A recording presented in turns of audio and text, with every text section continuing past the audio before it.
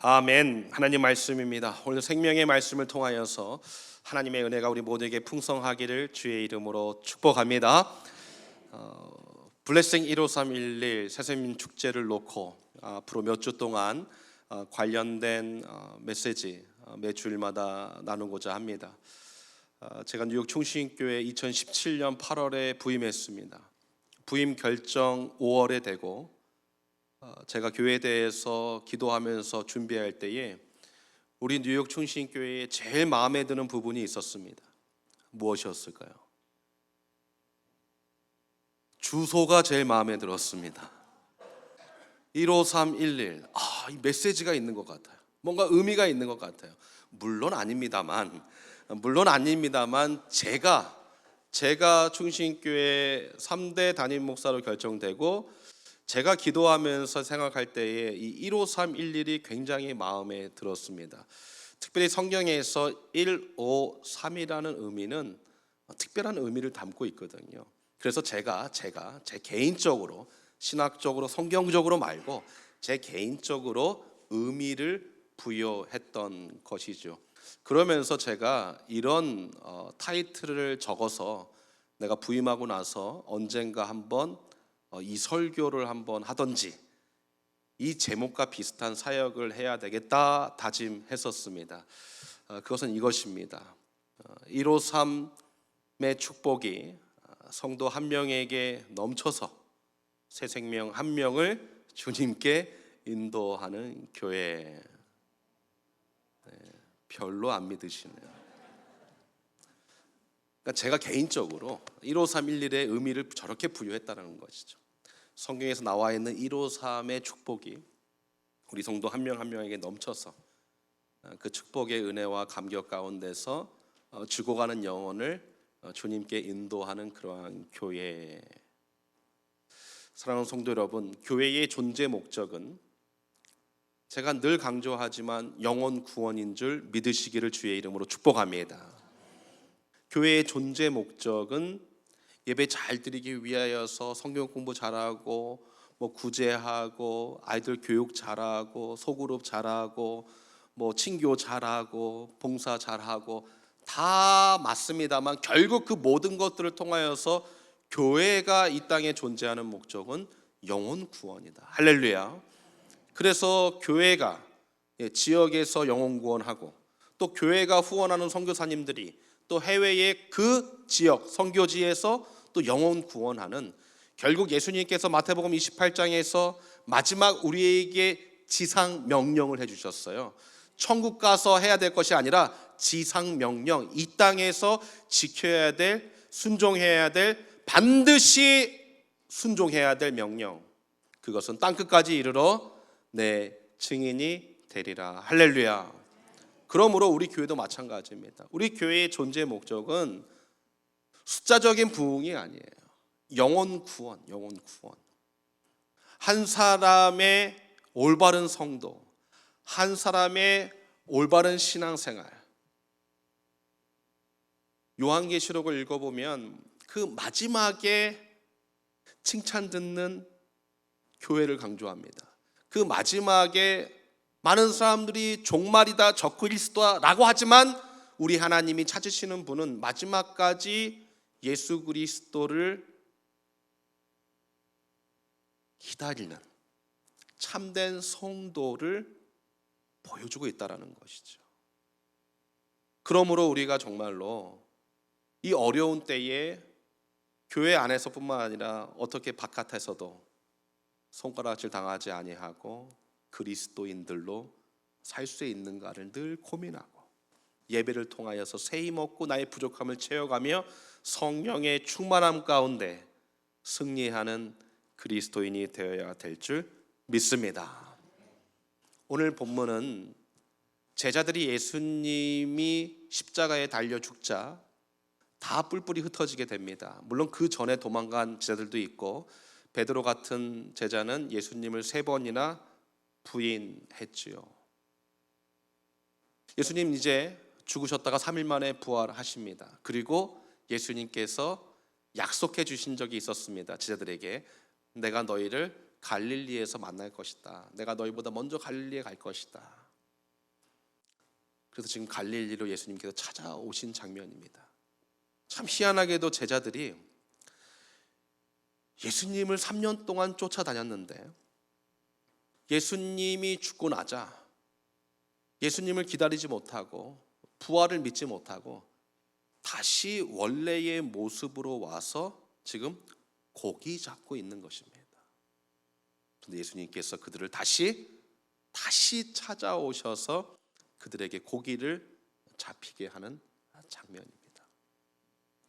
오늘 이 153마리의 고기가 잡히는 사건과 우리 교회가 지금 달려가는 새생명 축제의 영혼 구원과 연결시켜서 이 153의 축복의 의미를 오늘 우리가 좀 배워야 되겠습니다. 오늘 본문과 비슷한 본문이 누가복음 5장에 나옵니다. 누가복음 5장에 보면 예수님께서 제자들을 처음 부르시는 장면이 나옵니다. 요한복음 21장은 예수님을 부인하고 또 죽은 후에 다 뿔뿔이 흩어지고 도망가서 원래의 모습에 가 있는 모습. 누가복음 5장은 예수님께서 제자들을 처음 부르시는 장면. 누가복음 5장 제가 읽겠습니다. 1절서부터 7절까지 읽습니다. 무리가 옹이하여 하나님의 말씀을 들을새 예수는 게네사렛 호숫가에 서서, 이 게네사렛 호수가 디베라 호수, 갈릴리 호수, 동일한 호수를 좀 다르게 표현한 것입니다. 2절, 호숫가에 두 배가 있는 것을 보시니 어부들은 배에서 나와서 그물을 씻는지라. 예수께서 한 배에 오르시니 그 배는 시몬의 배라. 육지에서 조금 뛰기를 청하시고 앉으사 배에서 무리를 가르치시더니 말씀을 마치시고 시몬에게 이르시되 깊은 데로 가서 그물을 내려 고기를 잡으라. 시몬이 대답하여 가로되 선생이여 우리들이 밤이 맞도록 수고를 하였으되 얻은 것이 없지만은 말씀에 의지하여 내가 그물을 내리리이다 하고 그리한즉 고기를 애운 것이 심히 많아 그물이 찢어지는지라. 이에 다른 배에 있는 동물을 손짓하여 와서 도와달라 하니 저희가 와서 두 배의 채움에 잠기게 되었더라. 아멘. 7절까지 비슷한 장면이죠. 그런데 요한복음 21장에서는 그물이 찢어졌어요, 안 찢어졌어요? 안 찢어졌어요. 오늘 본문에서는 그물이 찢어졌어요. 여러분, 그물은 찢어져야 됩니까? 찢어지지 말아야 됩니까? 2부 성도님들 똑똑하시네요. 1부 때는 찢어져야 된다 그러더라고요.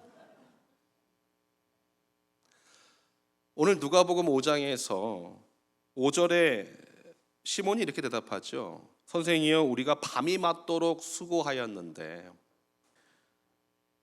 얻은 것이 없지만은 말씀에 의지하여 내가 그물을 내리리이다. 이 말은 지금 예수님을 굉장히 무시하는 투로 말하는 것입니다. 아니 우리가 지금까지 이 갈릴리 바다 호수에서 일평생 고기 잡은 전문가인데 당신이 뭘 알아요? 우리가 지금 밤이 새도록 수고를 했다니까요. 그런데 못 잡았는데 그런데 뭐 당신 말하니까 내가 한번 해보겠습니다라고 했던 것이죠. 의심 가운데 순종한 것입니다. 그랬더니 그물이 어떻게 됐어요? 찢어졌어요. 의심 가운데 순종하면 그물이 찢어집니다. 사랑하는 성도 여러분, 온전한 순종을 할 수 있기를 주의 이름으로 간절히 축복합니다. 이 153이라는 단어의 의미를 기독교 역사 가운데 수많은 학자들이 해석을 많이 했죠. 뭐 여러 가지 의미를 해석할 수 있지만 저는 이 유대인들이 이 153을 어떻게 대했을까? 왜냐하면 지금 사도 요한이 153마리라고 일부러 지금 적고 있는 것이거든요. 그래서 이 숫자를 봤을 때에 많은 유대인들, 왜냐하면 요한복음의 수신자가 유대인들이기 때문에 그 유대인들에게 있어서 또한 지금 주인공들이 다 유대인들이죠. 그들에게 있어서 153은 어떤 의미인가?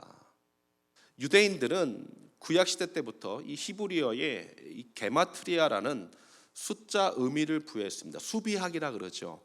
우리 그런 거 청소년 시절 때 많이 했습니다. 기역, 니을, 디귿, 리을 그 글자에 수치를 적어서 의미를 부여했던 것이죠. 그래서 기역은 1, 니을은 2 이런 식으로. 그래서 유대인들은 히브리어를 보면은 이게 문자이면서 숫자 값이 있는 거예요. 또 숫자를 보면은 그 숫자를 보고 그것을 문자화할 수 있는 것입니다. 그게 게마트리아예요. 그런데 이 숫자를 가지고 해석할 때에 주의해야 될 점은 숫자를 잘못 해석하면 이단에 빠집니다. 그러므로 단지 숫자만을 가지고서만 어떤 성경을 해석하고 그것을 맹종하는 것은 지극히 위험합니다. 그래서 우리가 여러 가지 해석 방법을 동원해 가지고 하나의 해석 또 설교를 완성해야 되는 것이 일반적인 것이죠. 그런데 게마트리아에서 이 153의 의미를 담고 있는 글자가 무엇인가 학자들이 연구했더니 구약에 나와 있는 하나님의 아들들의 숫자 값이 153입니다. 우리가 잘 아는 패스오버 유월절의 숫자 값이 153입니다. 그러면 지금 물고기가 그물에 쫙 잡혔는데 그 물고기를 세봤더니 그냥 물고기도 아니고 큰 물고기 153, 하나님의 아들들이 지금 잡혔다라는 의미인 것이죠. 그러면 그물은 뭐가 되어야 되겠습니까?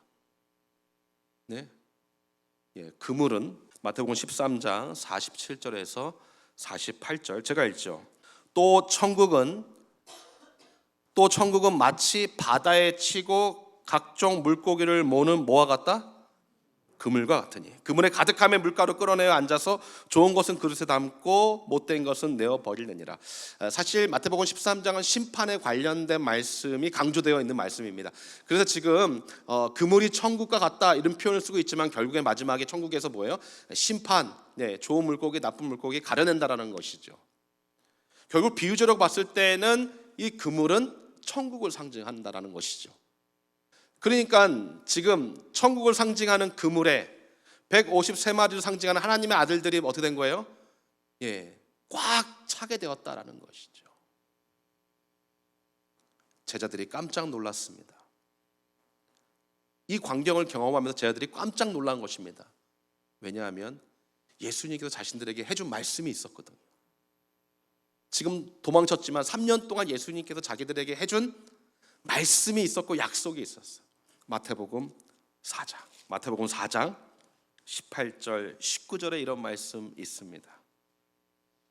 갈릴리 해변에 다니시다가 두 형제 곧 베드로라 하는 시몬과 그 형제 안드레가 바다에 그물 던지는 것을 보시니 저희는 어부라 말씀하시되 나를 따라오너라 내가 너희로 사람을 낚는 어부가 되게 하리라 하시니. 할렐루야.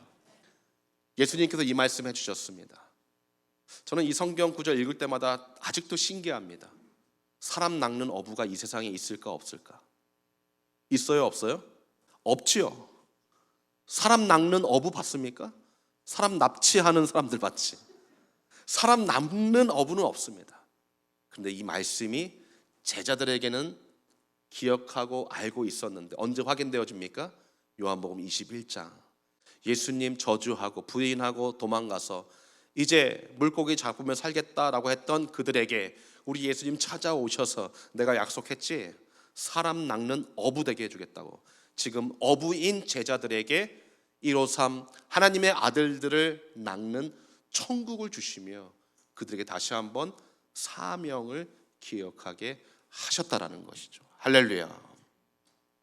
중요한 것은 누가복음 5장에서는 의심하며 순종하는 그러한 반순종의 삶을 보여준다면 요한복음 21장에서는 완벽한 순종을 보여주고 있습니다.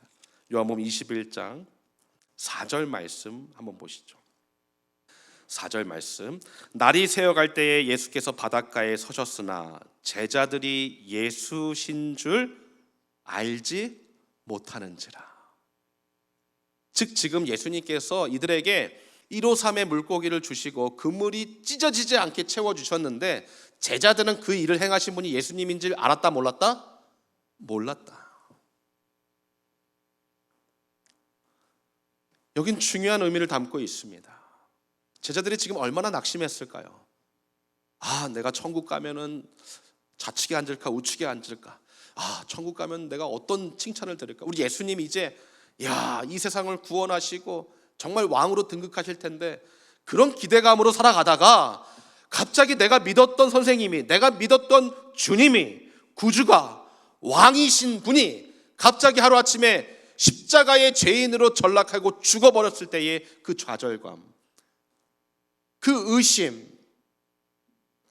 그 절망은 이루 말할 수 없을 것입니다. 갈릴리 바닷가에서 고기 잡아 예수님인지 친구인지 누군지도 알지도 못하는 사람이 말했을 때, 그들이 순종했을 때 예수님은 그들에게 153의 축복을 허락해 주셨던 것이죠. 완벽한 순종이 필요한 것입니다. 우리 의심할 때 있습니다. 정말 내가 이렇게 하면 될까? 내가 이 사람을 전도하면 과연 될까? 내가 지금 10년 동안 기도하고 있는데, 여러분 1시간 남았을지 몰라요. 내가 20년 기도하고 있는데, 여러분 2시간 후에 그 사람 주님 앞에 나올지 모르는 거예요. 설사 그러한 의심이 있더라도 예수님이신 줄 모르고 순종하여서 이러한 기적을 맛본 제자들과 같이 우리들도 주님 앞에 그러한 의심과 두려움을 좀 내려놓고 온전히 순종할 수 있는 우리 충신의 모든 가족들 될 수 있기를 주의 이름으로 간절히 축복합니다. 그럴 때 그물이 찢어지지 아니하고 잡히게 되는 것입니다. 의심했을 때 누가복음 5장에서 그물이 찢어졌어. 그러나 의심하지 않고, 비록 좌절되고 낙심된 상황이지만 순종했던 제자들, 우리 예수님이 열매 맺게 해주신 줄 믿습니다. 제자들은 이 갈릴리 바닷가의 실력자들입니다. 그러나 예수님은 그들의 실력을 통하여서 일하시지 아니하시고 전혀 다른 방법으로 그들의 실력을 내려놓고 온전히 주님만을 의지하게 하셨던 것입니다. 오늘 14절에 중요한 말씀이 있습니다. 이것은 예수께서 죽은 자 가운데서 살아나신 후에 몇 번째로? 3번째로 제자들에게 나타나신 것이라. 이 말이 성경에 있으나 없으나 큰 문제되지 않습니다. 그러나 성경에서 제자들이 예수님인 줄 몰랐다라는 표현, 그런데 마지막 14절에 단락이 딱 끊기는 장면인데 여기에서 예수님께서 3번 나타나셨다라는 것은 이 3이라는 숫자의 의미도 있겠지만 이 3번 나타나셨다는 것은 예수님께서 반복적으로 계속적으로 누구를 찾아오셨어요? 제자들을 찾아오셨다. 여러분의 인생을 되돌아보십시오. 한국에서 또 타국에서 또 미국까지 와서 우리 예수님께서 얼만큼 여러분에게 나타나셨습니까? 얼마만큼 여러분이 예수님을 만나셨습니까? 결국 우리가 예수님 만나주세요, 우리가 교회 오고 또 와서 예수님을 만난 것이 아니라 예수님의 때에, 예수님의 시간에, 예수님이 계획한 섭리 가운데 예수님을 만나게 된 줄 믿습니다. 그러므로 우리도 완벽한 순종함으로 작정한 VIP들, 내가 전도하고자 하는 그들을 위하여서 끝까지 나아가야 될 줄 믿습니다. 한 번, 2번, 그리고 포기하지 마시고, 예수님이 여러분을 포기하지 않으셨습니다. 예수님이 지금도 저 죽어가는 영혼들을 포기하지 않으셨기 때문에 아직 오시지 않는 거예요. 예수님께서 아직 저들을 구원하시기 원하시기 때문에 여전히 이 플러싱에도 많은 교회들이 있는 줄 믿습니다. 여러분이 다리가 되어주시고 여러분이 참된 복음의 증인이 되어주셔서 그들에게 새 생명을, 저들 인생의 마지막 선물일지 모르는 복음을, 여러분 인생에서 마지막으로 다른 이에게 줄 수 있는 그 선물, 복음을 나눠줄 수 있는 우리 모두가 되기를 주의 이름으로 간절히 축복합니다. 이 153의 하나님의 아들들이 몰려오고 그물이 찢어지지 아니하고 차고 넘치는 놀라운 축복이 우리 성도 한 분 한 분에게 넘쳐서, 그래서 또 한 영혼을 주님께 인도하는 우리 모두가 되기를 주의 이름으로 간절히 축복합니다.